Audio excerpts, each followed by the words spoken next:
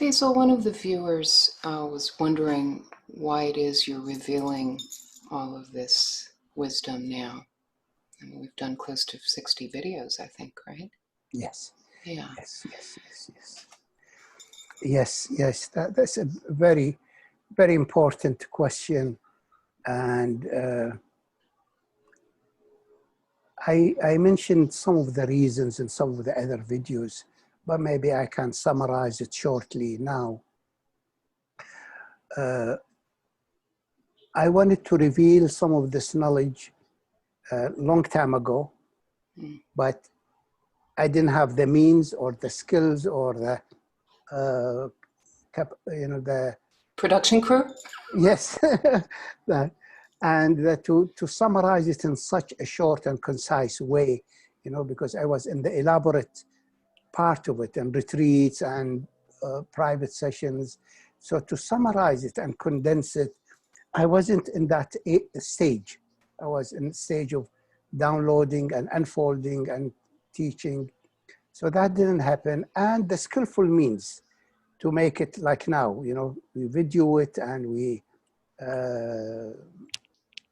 put it on YouTube and things like that. And thanks to you a lot, really. You're the cause of this trouble. And so I am grateful. Really, you really helped me a lot by encouragement and skillful means, and it made it really easy. Things that I tried with others, but it couldn't work for one reason or another.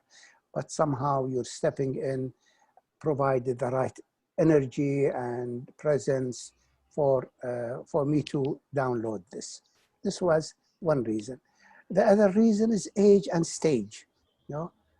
I was hoping one day I could sit and write books. I have about 8 or 9 of the major qualities transcribed from retreats, but they are not turned into books. They need editing, and to edit them, I am not in that stage to be able to do it because I was so busy.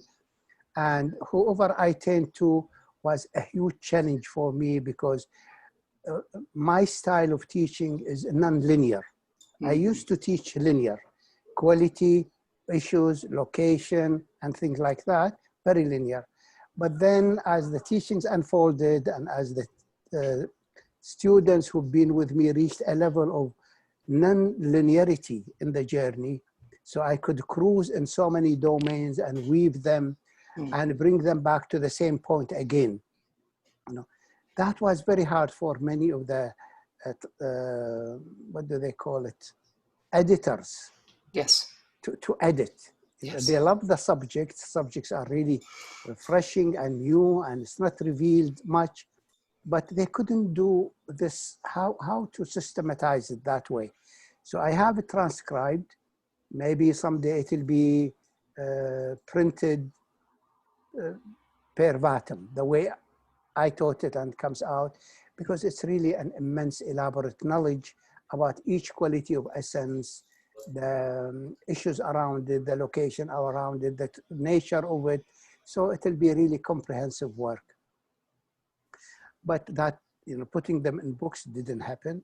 And I saw like Almas put some of those knowledges in books, and except it is, I call it trickle down spirituality. You learn so much about the quality, but not the quality.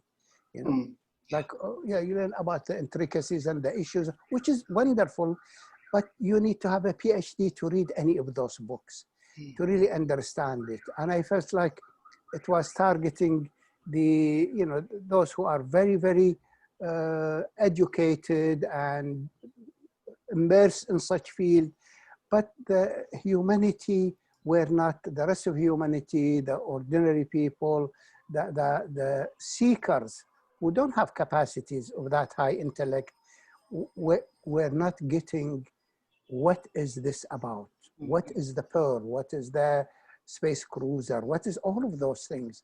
Yeah. And at that time, long time ago, we agreed, Hamid and I, not to mention those qualities and keep it only for the student who come in the work. And that way they have the holding environment, they have the teacher, they have the processes, the time, so it doesn't come just so public. But somehow that changed. And when he wrote the books, I understand the need for it. Then I felt I need to put also my own contribution, my own way of seeing it. And it differs from Almas's way. His way is starting with the issues and the processes and all of that, then getting to the whole, then getting to the quality, which is, you know, the usual way of working. But it also took away something big, which is the empowerment and the grace that the essence bestows upon the seeker to help them understand it, to help them feel it, to help them integrate it. To me, my journey with it was receiving the grace, then processing it into mind and emotions and body and sensations and you know, object relational field. But first I needed to get the quality. So that, and for me, it started with the descent journey from the absolute into the essential states, while for Hamid was the ascent journey from the issues into the essential state. And it doesn't go this way or that way. It goes sometimes this way, sometimes that way, depending on the quality and on the person. And I felt like we were putting the cart in front of the horse. That first you need to have all this in-depth psychology and all those processes and all of that before you get the quality. And I remember, you know, thinking, would my mother ever get it? Your mother? Yes, she doesn't know ego psychology, she doesn't know, you know, self-psychology, narcissism. But those mothers, my mother or Hamid's mother, they were full of it. You know, they were juiced up with those qualities organically, naturally, love, compassion, care, courage, stamina. I mean, they were really powerful women in a very difficult time. So we received empowerment from them directly. It's like the Dalai Lama saying how he is so enabled to be in the field of compassion and love because of the upbringing of his mother. She didn't teach him all those philosophies. She directly, you know, imbued him, transmitted to him, flooded him with those qualities. So I decided that it's time to do that, to do the transmission, to name the qualities, to let the elephant in the dark come out, be in the open. And also the, so much of those qualities you don't hear about, you don't hear about them in the different spiritual schools, you know?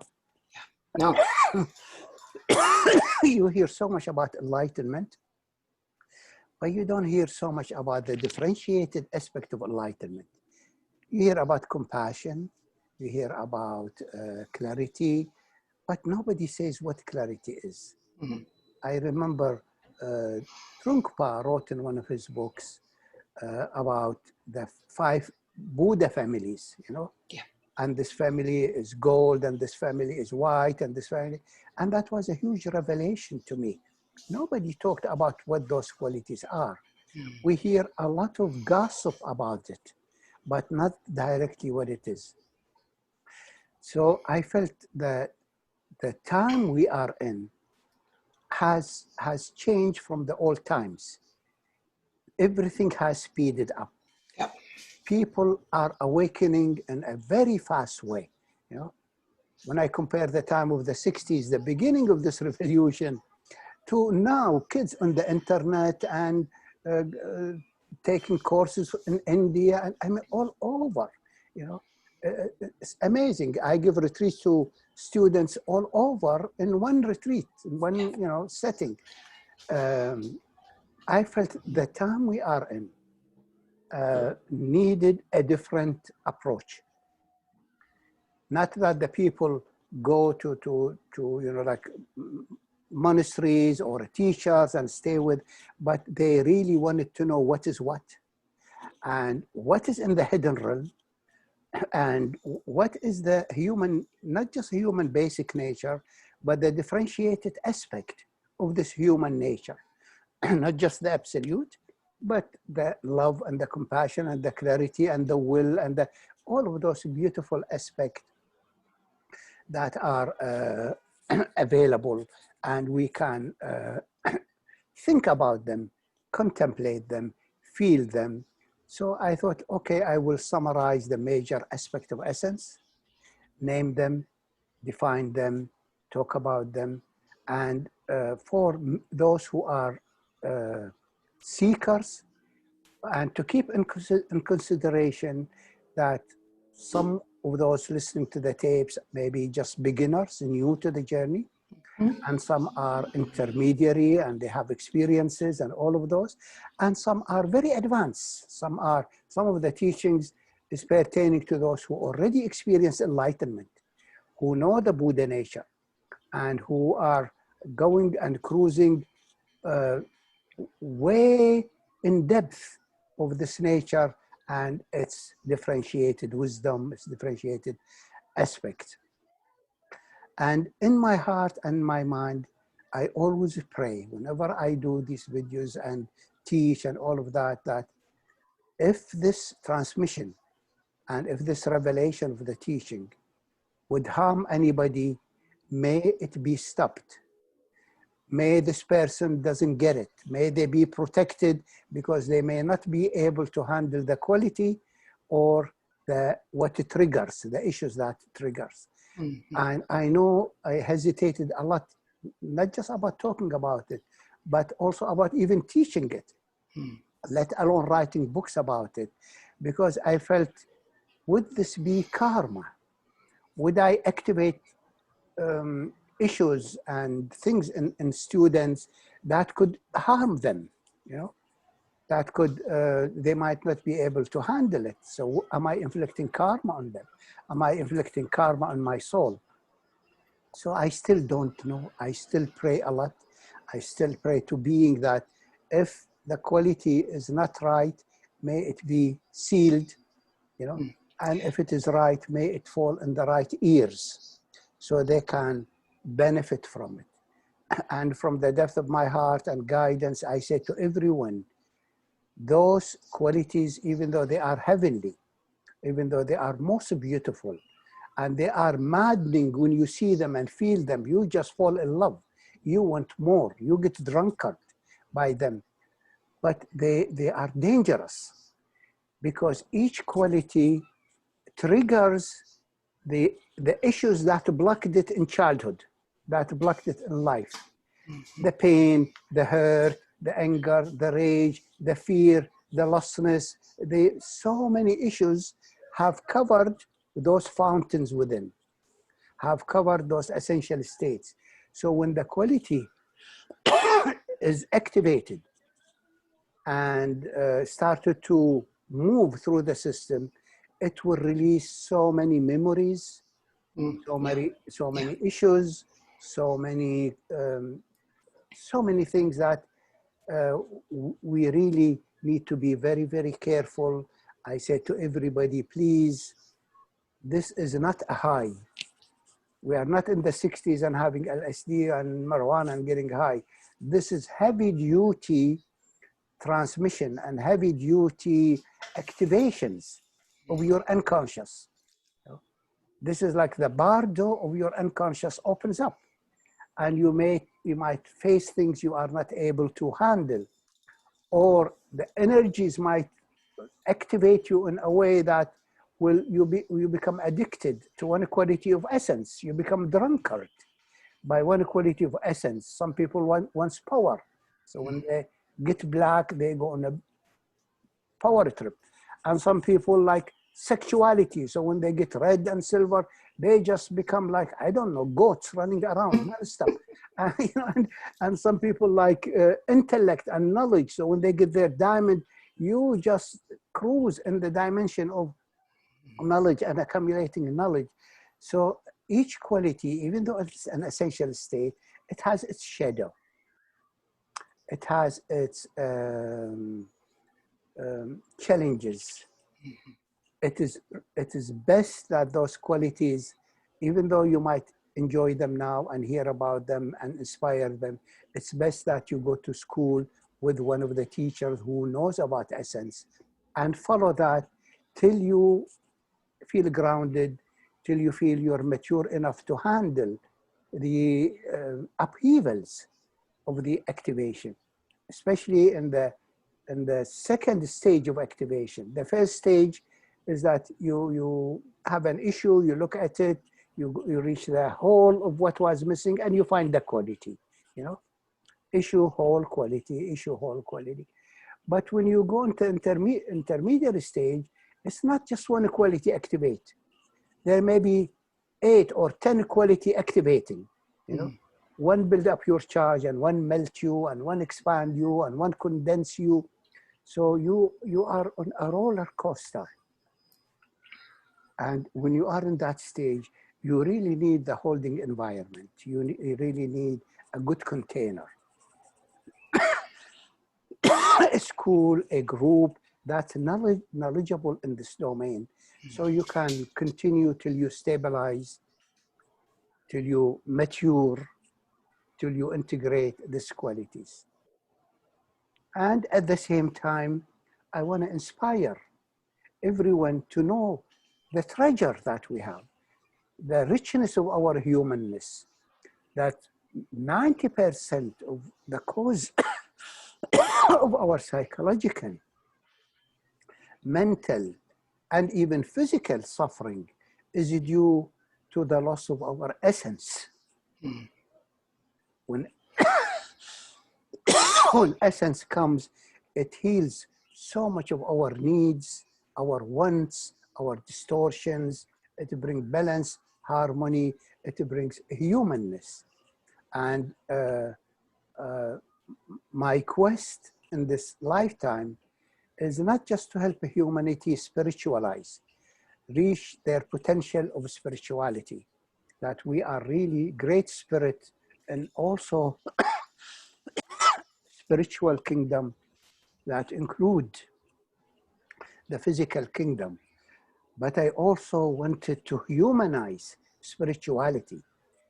Spirituality became an elitist thing, enlightenment, and I don't know so much that it has become its own, I don't know, its own kingdom that is not related to ordinary people, you know. How would ordinary people gain their essence? So spirituality, essence and all of that is not something called spiritual. Spiritual is just to differentiate it from material, you know. But the human is spiritual and material. You know? So the teaching that is existing nowadays need to be tamed, need to be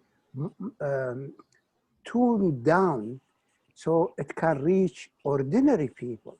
It can connect to their ordinariness, not to make it for the elitist. Yeah. You know, and you can talk in such a sophisticated way, but it will reach only the very few, you know. But ordinary people and ordinary living, you know, the Sufi, for example, approached the revelation and the transmission of the teaching by poetry, you know, and by singing and music. Everybody can adapt to that, you know, and by stories, you know. Everybody loves stories. When I was in Kuwait, you know, I had the groups, and the groups I was teaching them more a little bit sophisticated way, you know, object relations, psychological analysis, all of those things. But when I go visit families, every family I go to, I just feel what is needed, and guidance comes in a story. So by the end of the night, I tell them stories. So the mother cries and the father melts, and because the guidance brings the right story that touches them. You know? So from that came the guidance that I need to humanize spirituality, not to make it for the elitist, you know. And some of it are difficult to understand, need, you know, knowledge and wisdom, but most of it is human. All the essential states are human. You know, they are nothing spiritual, they are human. the spirit is only part of the human. So that was my quest. That was also part of the revelation of those teachings, to familiarize people. Golden essence, pearly essence, diamond essence, chandelier, all of those, that people begin to talk about them, and it becomes household, what do they call it? Household quality, Like, as I said, Shirley MacLaine, when she introduced yoga, 50 years ago in the 60s, it was like a sin. And now it's like everybody, enjoying yoga. So this is why I decided to do that. And because of the age and stage, I'm not sure I can retain all this knowledge, and I'll stay healthy enough to download it and preserve it for the generations to come. Not only the seekers now, but also for generations to come. Yeah. I'm sure more and more awakening will happen, and more seeking for answers beyond the material world. We are already seeing the bankruptcy of the material world, The 1% making billions, and the 99% are slaves, are laborers, So this whole system of material and monetary and all of this is not a human system. Everything has to change, and we have to find values in different systems that take care of the human. And that's where spiritual values come in. Compassion, love, care. Am I not my brother keeper? So instead of going to greed and like Trump now, and like, I can't believe, somebody making $15 billion a day or something, and 300 million children are starving and dying every week, So the system is bankrupt, and sooner or later it's gonna collapse. And with those behind it, they will also collapse, and there will be a new age coming, a new unfoldment coming. And part of the contribution, at least for me, I feel I needed to bring this knowledge that I received.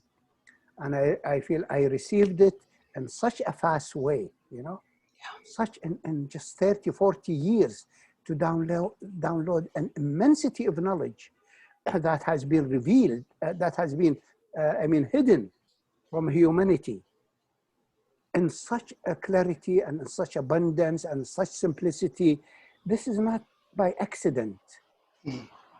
This is the universe wanting to change the course of humanity. They talk about the new age awakening and coming, and I believe it is happening. And I believe many of us have come to contribute. I'm contributing this, but many high beings contributing in medicine, in food, in Science, in iPhone, computers, all of those.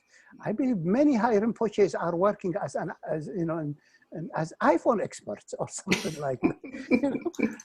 So this is the reason that encouraged me to do these videos and to share. I so appreciate what you're saying, Faisal. I would disagree with simplicity. I mean, many people who may into the future watch these talks, but people who are watching them now probably don't realize that you're talking, you do a 40-minute video on white essence when the background of that is a 5 or 7 day retreat with 12 hours of teaching and meditation and contemplation and inquiry, and it's very rich, and there's a field of people that are all working in the same thing. And then we're doing these recordings, and so they aren't simple. And I suspect there are a fair amount of people who love watching them, and a large percentage of the information, is a question for them. And so I appreciate what you're saying, because I think people need to understand why you're doing this. And The other thing I know, and we've been working together for 12 years now, and when we, and either in retreat or on the phone or on video, it's a different cadence.